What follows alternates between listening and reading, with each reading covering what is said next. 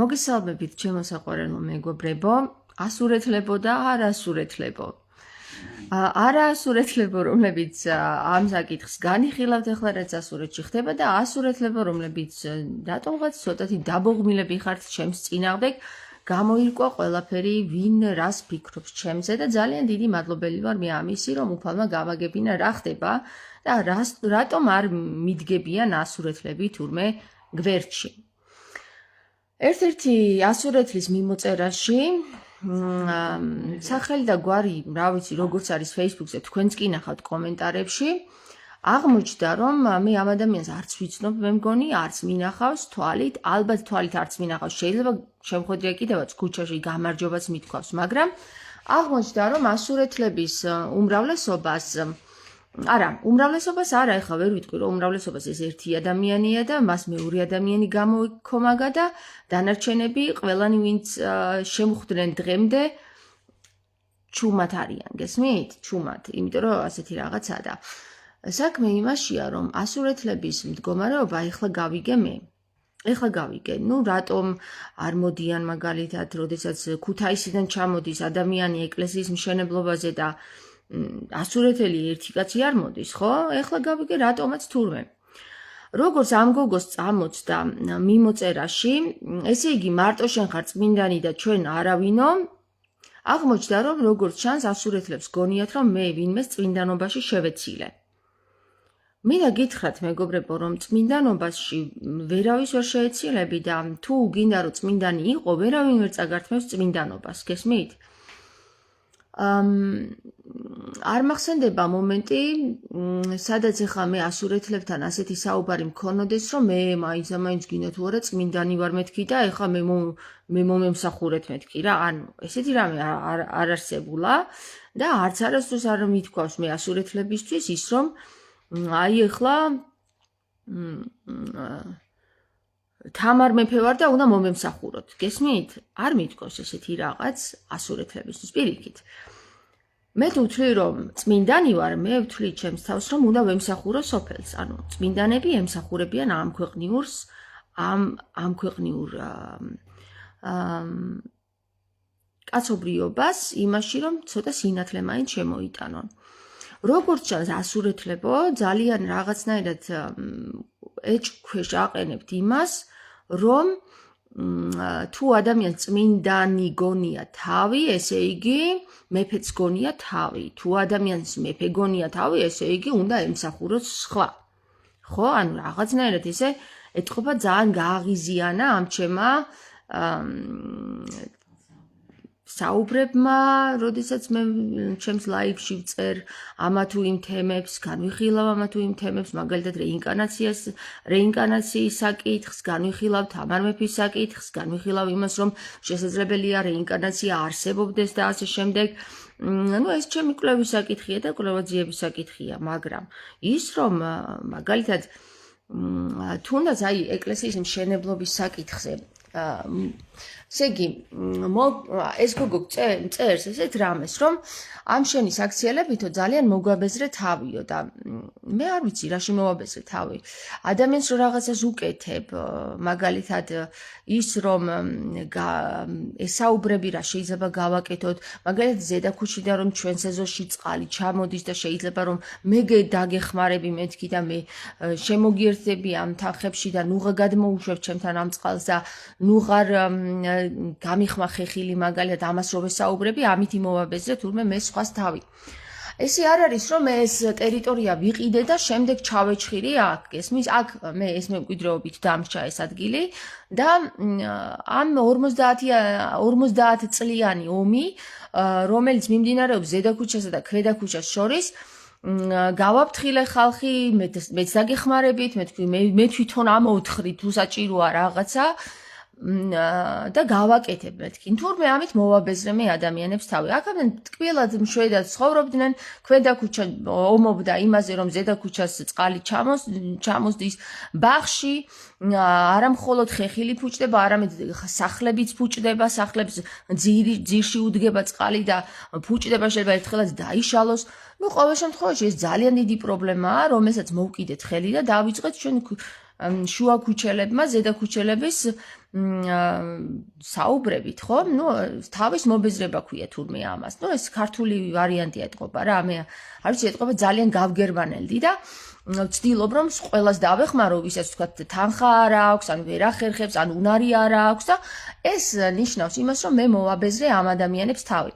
მერე კიდე ის რომ ამდენი ხანია ეკლესია გაუკეთებელია და ამდენი ხანია ეკლესია ვერ გალესეს, ვერ გააკეთეს, ვერ იმას გავაკეთებ, მე თქვი მე გავაკეთებ, დავამთავრებ. ნახევარი სოფელი იყო მაგალითად ბედნიერი, ნახევარი სოფელი იყო არაბედნიერი, იმიტომ რომ მე მინდოდა გამეკეთებინაო. კი ბატონო, მე თქვი თქვენ თუ გინდათ გაგიკეთებინათ, 3 წელი კიდე ვაცალე, 3 წელი ვნახე რომ ქვაქვაზე არ დაიდო მერე, ისევ მე მომკითხეს მერე, ისევ მე ვაკეთებ.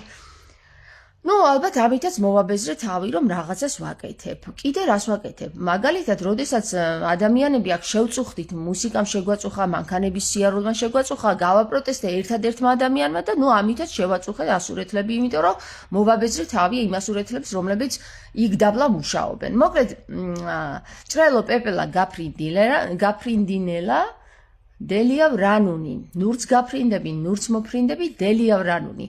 აქ იცხოვრე და დაჩმორდი, დელიავ რანუნი, ნურც ხმას ამოიღებ და ნურც იცხოვრებ, დელიავ რანუნი. რა ვიცი, არ ვიცი, რა წარმოდგენა აქვთ ასურეთლებს იმ საკითხზე, მე რას ვაკეთებ, მე მესმის, რომ ადამიანი შინაგანად შეიძლება გაღიზიანდეს, როდესაც თვითონ უუნაროს ხედავს თავის თავს, თვითონ ხედავს რომ არ შეუძლია ვერც ის გააკეთა, ვერც იმას ეუბნება ვერაფერს, ხმამაღლა ვერაფერს ვერ იძახის, რომ იმან დაურეკა და იმან გააფრთხილა რომ ხმა არ ამოიღო შენო, იმან იმას გადაურეკა, იმან იმას გადმოურეკა, ვიღაცას დაემუქრა, რომ სამსახურიდან მოხსნი. გასაგებია რომ ყველა ჩაჭერილია და აქედან გამომდინარე სულიერი მდგომარეობა ისეთი რომ როდესაც ადამიანს თავისუფალს ხედავენ, ეს ადამიანი არც ჩაჭერილია, არც არავინ აფრთხილებს, არც არავინ ამაზე უკვე შეიძლება დაიბოღმოს და აგრესია გაუჩნდეს იმ ადამიანის წინააღმდეგ, რომელი ადამიანიც არის ჩაჭერილი რაღაცა სისტემაში, თავისუფალი ადამიანის მიმართ ბოღმა და შური გაუჩნდეს. მე მესმის ეს ყველაფერი ძალიან კარგად, მე მესმის ის რომ თქვენ შეიძლება თქვენს პერსპექტივიდან შეიძლება მე თავი მოგაბეზრეთ, იმით რომ რაღაცას ვაკეთებ, ამას ვაკეთებ, იმას ვაკეთებ, მაგრამ მე იცით რა, მე მინდა გითხრათ ერთი რამ რა. მეგობრებო და ასურეთლებო, მე ისევ და ისევ იმის გამო, რომ ჩემი მოსახლეობა, ხომ, აი მაგალითად, ზედა ქუჩიდან ჩვენს ბაღში რომ წყალი ჩამოდის. ერთხელაც არ გამჩენია იმის სურვილი, რომ მე ახლა დავურეკო და ის ადამიანი 12,000 ლარით დავაჯარიმებინო. მიუხედავად იმისა, რომ იმ ადამიანმა გაასხვიცა ის მიწა, რომელ მიწაზეც მე შემექმნა ისევ პრობლემები, რომელ მიწაზეც ჯიფსივილიჯი არის და ფესტივალს აკეთებს. იმ ადამიანის სახლიდან ჩემს ეზოში ჩამოდის ნარეცხი წყალი. მე რა ვიცი, კიდევ შეიძლება სხვა, სუნი უდის აშკარად. ეხლა მოდი და მითხარით რა, რომ ძალიან მაგარი ცუდი ადამიანი ვარ, მე რო არ დავრეკე ბუნებათა დაცვაში და არ დავაჯარიმებინე ის ადამიანი 12,000 ლარით. მაგარი ცუდი სოფლელი ვარ რა, მაგარი ცუდი სოფლის მოსახლე ვარ, იმიტომ რომ მე გავითვალისწინე ჩემი სოფლის მაცხოვრებლის მდგომარეობა. აი ამიტომ დავისაჯე მე რა, მართალია გეთანხმებით ასურეთლებო, თავი მოგაბეზრეთ, იმიტომ რომ მე არ მივდივარ კანონებით და ბოზურად, მაგრამ ახლა მე ვეცდები რომ წავიდე ბოზურად და გავაკეთო ის, რაც აქამდე დიდხანს უნდა გამეკეთებინა და ვნახოთ მე აბა მოგაბეზრებთ თუ არა თავს. როგორც კი ჩემს ეზოში გადმოსულ წყალს დავინახავ ზედა ქუჩიდან და აგერ მაღლა აგიყვანთ და განახებთ როგორი ტალახია, პირდაპირ ტრუბა აქვს გამოყვანილი და ტრუბით გადმოდის ჩემი მეზობლის ეზოში წყალი და იმ მეზობლიდან კიდე ჩემ ეზოში წყალი. აქედან გამომდინარე მეგობრებო, მე შემიძლია ძალიან ჩვეულებრივად ვუჩილო ორივე მეზობელს, იმიტომ რომ ამ მეზობელმა ჩემსკენ გამოუშვა ეს წყალი და იმ მეზობელმა ჩემი მეზობლისკენ გამოუშვა წყალი. აქედან გამომდინარე ორივე დაჯარიმდება 12,000-ით. თუ ვინმე დაჯარიმდება 12,000-ით, ეს იქნება ის, ვისგანაც მოედინება წყალი. და ის, ვინც არ დარეკა ბუნებათა დაცვაში, ისიც დაჯარიმდება მერე. და ასე რომ გამოდის, რომ ორ კურდღელს ერთად ვიჭერ და მესამე კიდე მე ბედნიერად ვიცხოვრებ ამ სოფელში. სულ არ მაინტერესებს ვინ რას დააჯარიმებენ, როგორ დააჯარიმებენ, ჩემი ბაღი იქნება სუფთა, სხვა მეზობლის ნარეცხი წყლისგან. აი ასე უნდა მოქცეულიყავი აქამდე. დიახ, და ის რომ იქ სოფელში სალოცავზე ადის ხალხი თუ არ ადის, არის ის სალოცავი გაკეთებული თუ არის, არც ეგარ უნდა ყოფილიყო ჩემი პრობლემა, არც მაგაზე არ უნდა მენერვიულა და როგორც უნდათ იმ ვინც თქვა იმ ადამიანმა რომ მე მინდოდა გამეკეთებინაო, 3 წელი რო ვაცადი და ვერ გააკეთა და სოფელმა ისევ მე მომთხოვა რომ რატო არ აკეთებო, ისევ იმ ადამიანს მიუგზავნიდი ხალხს და ვეტყოდი აგერ იმან თქვა რომ მინდა გავაკეთო და აგერ გავუშვებდი იმასთან. სახელ და გვერდს არ დავასახელებ, იმიტომ რომ არ ვარ პროჭი.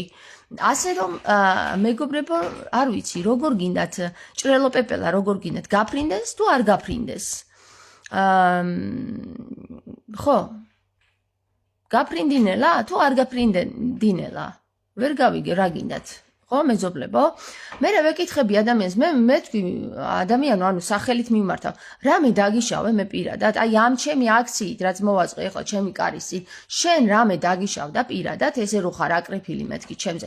რაღა გინდაო, მაგის მეტიო, მოგვაბეზრე თავი შენი საქციელებითო ეს ადამიანი მეუბნება და მე მიგზავნის იმ ფოტოს სკრინშოტს, სადაც ვწერ რომ ჩემი მეზობლის წყალი ჩემს ეზოში გადმოდის უკვე რამდენიმე ათეული წელია. მეტი რაღა გინდაო. მე მოვაბეზრე იმ ადამიანს თავი თუ იმან მომაბეზრა თავი. თქვენ რას ფიქრობთ, მეგობრებო? ამ შემთხვევაში რომელს აბეზრებს თავს? ის რომელიც ეჩხუბება ადამიანს რომ წყალი გადმოდის მის ეზოში, სხვისი წყალი რომ მის ეზოში გადმოდის, ნარეცხი წყალი. ის აბეზრებს ის ადამიანი აბეზრებს თავს, რომლის წყალიც გადმოდის თუ ის რომელიც ეჩხუბება რატო გადმოდის წყალიო რა? მაინტერესებს ერთი რა. როგორ ფიქრობთ ერთი, რომელი ადამიანი აბეზრებს რომელს თავს? დამიწერეთ რა, იქნებ მე ვწდები. ძალიან გთხოვთ, მე დამიწერეთ ის ამბავი, რომელი აბეზრებს რომელიც ყვირის რომ მოაშორე შენ წყალი, მოაგვარე რამენაირად შენს ეზოშივე დატოვე, თუ რომლის წყალიც ჩემს ეზოში გადმოდის. აი მითხარით რა, დამიწერეთ უბრალოდ რომ აი რომელს აბეზრებს თავს. ამის და მიუხედავად ვურეკავ გამგებლის მოადგილეს, ვეუბნები გავაკეთოთ რამენაირად ზედა ქუჩიდან, მე ვთქვი იმათაც სჭირდებათ კანალიზაცია, ისინიც შეწუხებული არიან, ჩვენი კანალიზაცია რო გაკეთდა, იმათაც უნდოდათ კანალიზაცია, მოდი იქნებ რამენაირად ერთად გავაკეთოთ. არ გვაქვს ფული, 7 მილიონი სჭირდება ამ ამბავს. იმას კიდე აქ ვერ ჩამოვიყვანთ, იმიტომ რომ ისჯება კანონით. აბა ეხლა მითხარით, რომელი ადამიანი ზრუნავს რომელზე და რომელი ადამიანს კიდია მეორე ფეხზე. მითხარით რა, ჩემი საქციელიდან გამომდინარე, მე მკიდია ფეხზე ის ადამიანი, რომელსაც დახმარება სჭირდება და ზედა ქუჩაზე ამდენი ხანი რო ვერ ჩხუბები და ვერ შევაგნებინე, რომ მისი წყალი ჩემს ეზოში არ უნდა ჩამოვიდეს, თუ ის ადამიანი, რომელიც ეხვეწება გამგეობას, რომ გაუკეთე იმ ადამიანს წყალი, სჭირდება იმასაც კანალიზაცია, სჭირდება იმასაც ის ინფრასტრუქტურა, რომელიც მოწყობილ კომფორტს შეუქმნის. ისევ იმ ადამიანისთვის, რომლის წყალიც ჩემთან ჩამოდის, ვიწუხებ თავს. ისევ და ისევ ჩემი გულისთვისაც, რა თქმა უნდა, მაგრამ მე ადვილად შემეძლო მომეგვარებინა ეს პრობლემა. მე შემეძლო დამერეკა და მეჩივლა. დამერეკა ბუნება დაცვის ორგანიზაციაში და მოვიდო და ნახავდა, გადმოდის ნარეცხი წყალი, აიღებდნენ ექსპერტიზას, ნახავდნენ რომ მართლა ნარეცხი წყალია, მერე დააჯარიმებდნენ ამ ადამიანს 12,000 ლარით. აი ძალიან ადვილად შემეძლო ეს საკითხი მომეგვარებინა. მაგრამ დავურეკე გამგებელს, შევაწუხე ის ადამიანი, გამგებლის მოვალეობა მოვთხოვე რომ გააკეთე მეთქი რამე, ხალხი წუხდება აქ, ვწუხდებით. ესე იგი, გამგებლის მოადგილეს მოვაბეზრე თავი, ჩვენს მოსახლეობას მოვაბეზრე თავი. კარგი, დავტოვოთ ყველაფერი ეგრე როგორც იყო. დედაც გაგუხარებოდეს. აღარ ვიგინები იმაშვები, რა ქვია, ვილოცები ახლა. გაგხარებოდეს დედაც.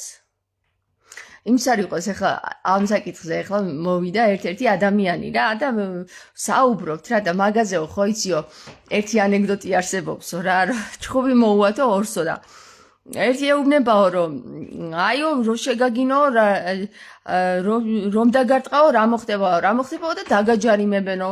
აბა რო შეგაგინო რა მოხდებაო და დაგაჯარიმებენო მაგაზეცო. მაშინო რო დაგწყევლო, მაშინ რა მოხდებაო? რო დამწყევლო, არაფერი არ მოხდებაო. ხო და შენდედაც გაუხმეს ის ერთი ადგილი. და დაწყევლა ასე რომ ჩემო კარგებო, არც ეგ არ გვინდა, არც ეგეთი წყევალი დაგლოცავთ, ღმერთმა სინათლე შემოგიტანოთ, ღმერთმა სინათლე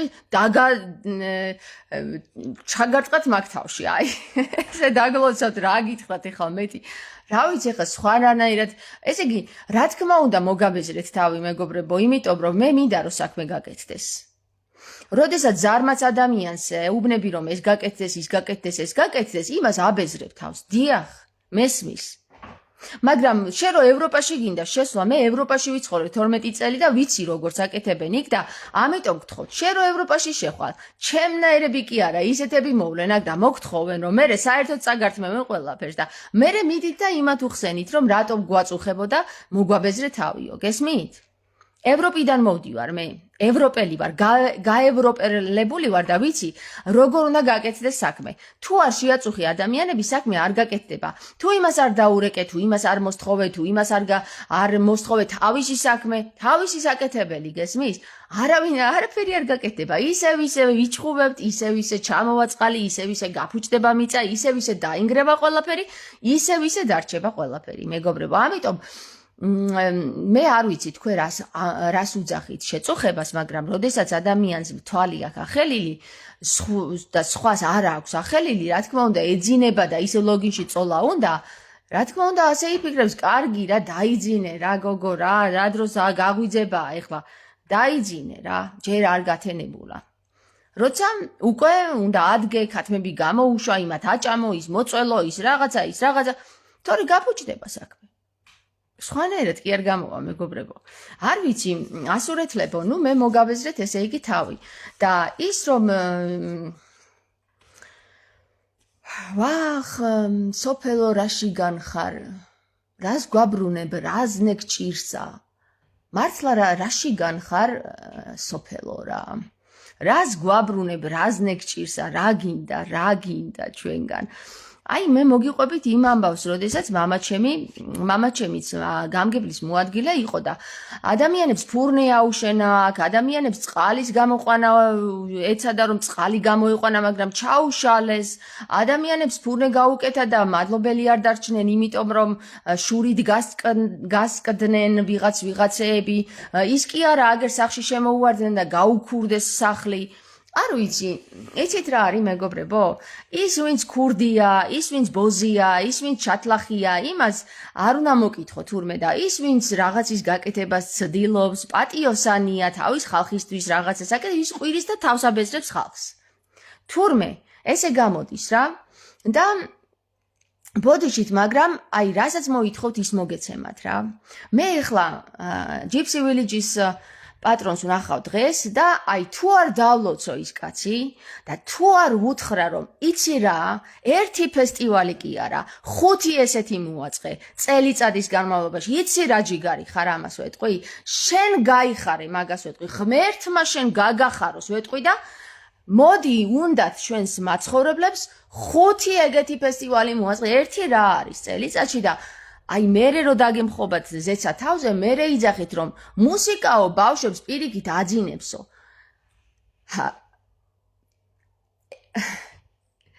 ადამიანი, ამას ეუბნებით ადამიანს, რომელიც სიხშირეებით კურნავს ადამიანებს და სიხშირეების ესმის.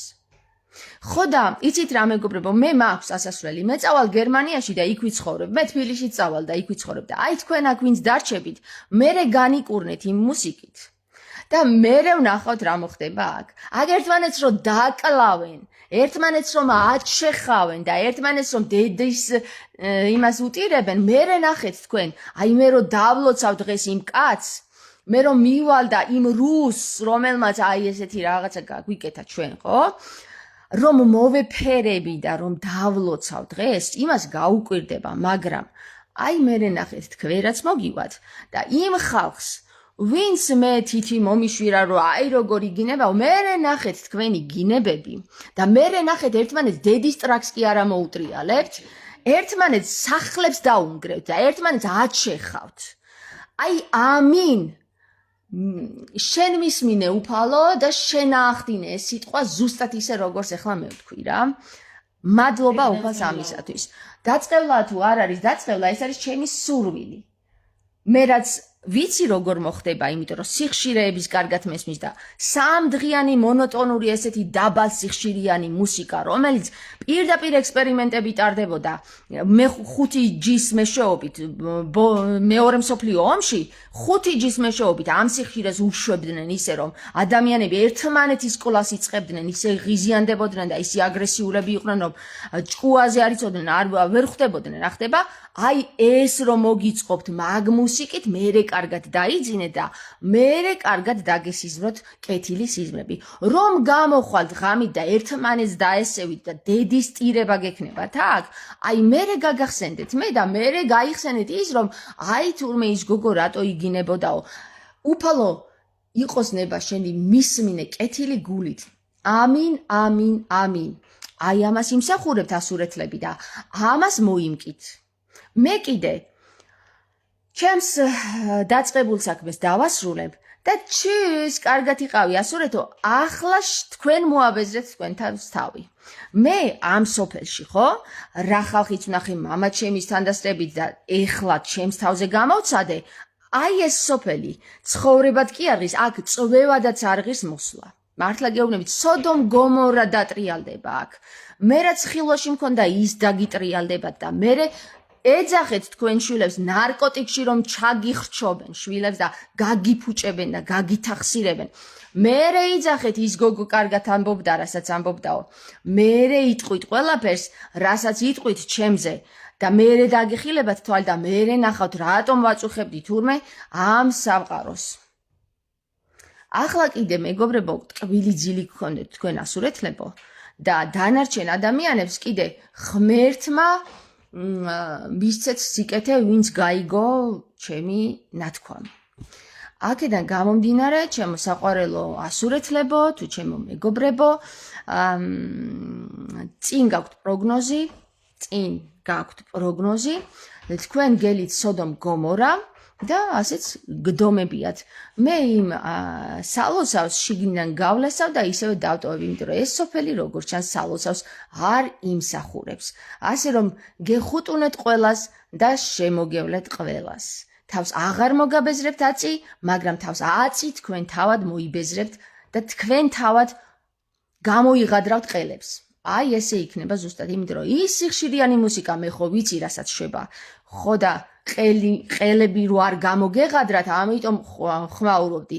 ახლა კი სულაც არ მენანებით, გინდ ყელები გამოიღადრეთ, გინდ თქვენ შვილებს გამოღადრეთ ყელები და გინდ პოლიციას და გინდ იქ მისულ ხალხს. სულ არ მაინტერესებს ეგ, აწი აღარ მაინტერესებს.